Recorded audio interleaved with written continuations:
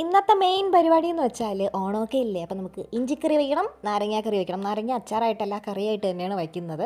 അപ്പോൾ ഇഞ്ചി പെട്ടെന്ന് വൃത്തിയാക്കാൻ വേണ്ടിയിട്ടാണ് അതിൻ്റെ മണ്ണൊക്കെ പോകാനായിട്ട് വെള്ളത്തിൽ എടുത്ത് ഇട്ടിട്ടുണ്ട്. അതിൽ അത്രയും ഇഞ്ചി ഇടുന്നില്ല, മൊത്തത്തിൽ അങ്ങോട്ട് കഴുകി വയ്ക്കുന്നതേ ഉള്ളൂ. നമുക്ക് ഇതിനിടയിൽ ഉച്ചയ്ക്കത്തേക്ക് ഞം വേണമല്ലോ. അപ്പോൾ കുറച്ച് കോവയ്ക്ക ഇട്ടിട്ടുണ്ടായിരുന്നു, ഞാൻ അതിനെ അരിഞ്ഞെടുക്കുന്നുണ്ട്. നമുക്ക് ഉപ്പേരി വയ്ക്കാമെന്ന് വിചാരിച്ചു.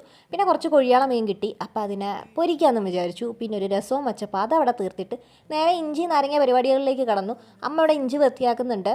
ഞാൻ എന്താ നാരങ്ങ അരിഞ്ഞു കൊടുത്തു. ഞാൻ അരിഞ്ഞത് കൊണ്ടാണ് അതൊരു ഷേപ്പില്ലാതെ വലിയ ഷേപ്പിലൊക്കെ അങ്ങനെ കിടക്കുന്നത്. പിന്നെ വഴറ്റിയെടുത്തപ്പോഴത്തേക്ക് അത് നന്നായിട്ട് വന്നിട്ടുണ്ടായിരുന്നു.